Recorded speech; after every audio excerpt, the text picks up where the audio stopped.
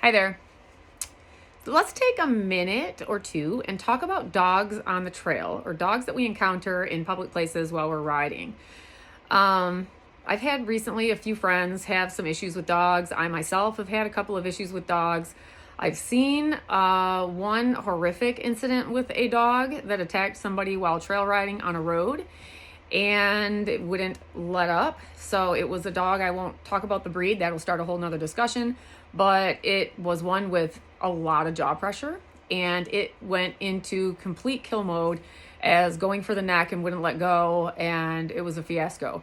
This dog, we don't know where it came from, came out of a field from somewhere, and after getting stomped a few times and almost throwing the rider, it was a young horse that it happened to go after, and it didn't care about any other horse. It just was focused on that one. So if you've never seen a dog go into that mode, then you probably don't understand the seriousness of what I'm talking about. And everybody thinks that their dog would not do that. And most of you are right. But when you are in a public place, this is my opinion, and I share this opinion with a lot of people I ride with, in fact, it is not a luxury that you get to have your dog running around free unless you really have no concern for the other people out there sharing those trails with you. If you do this at your house and your dogs run with your horses, your mules, they're totally cool with it. They know their dogs, believe it or not. That does not mean that they run into a dog out on the trail that they're going to be totally cool with it. They will know that that's not their dog. It is a predator nonetheless, but the predator at home they've learned to deal with, and they know that it's on their side. It's their buddy, part of the pack. When you encounter a new dog, they have to learn that all over again. So even if in many cases you have dogs that run at home and you think, oh, well, if your horse was just used to running with dogs and having them around, this wouldn't be a problem. That's not necessarily true, because you can have dogs at home, and I know my mule is very specific about this, especially my old one. She knows the dogs that run around our place, and when somebody stops over with a new dog, they're not welcome.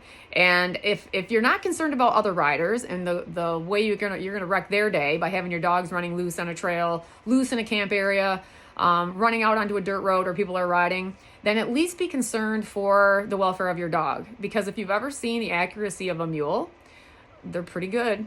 And if you've ever watched the wild kicks that a horse will take at a dog or stomp them, they can kill a dog. They can maim a dog. They'll break legs. I've seen one split a head open. A hoof took a dog right here in the forehead, peeled it up, skull and all. So yes, graphic, yucky stuff. I don't know why, if you think anything of your dogs, you would want them running loose where they're going to encounter other animals, other equines with people riding them, and you don't know how those animals are going to react. So one, if you care about people not getting hurt, that'd be nice. But two, it's beyond me why you wouldn't care about what your dog might get into and what, harm may come to it when it runs into the wrong equine.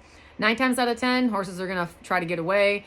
But I've had a couple of horses and one mule who doesn't really care to get away all that much, but would absolutely stomp them or kick them if given the chance. So keep your dogs safe. Keep the other people on the trail safe that you're sharing them with. If you're doing these things at home, great. That's yours, right? That's your property. But when you're sharing them with other people, it's just really inconsiderate. And most of the rules on any of the campgrounds I've been to are your dogs have to be leashed anyway. So I don't know how you do that on a trail.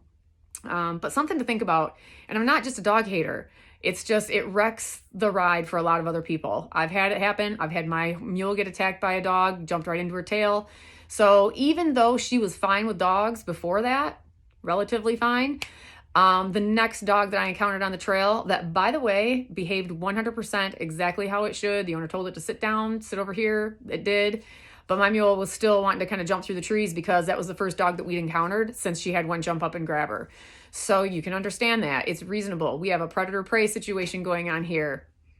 Millions and millions of years of evolution have trained the brains of both of those animals to react a certain way.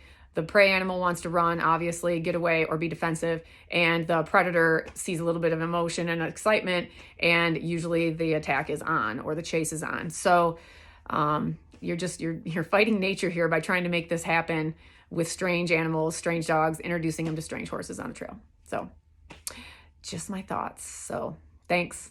Bye.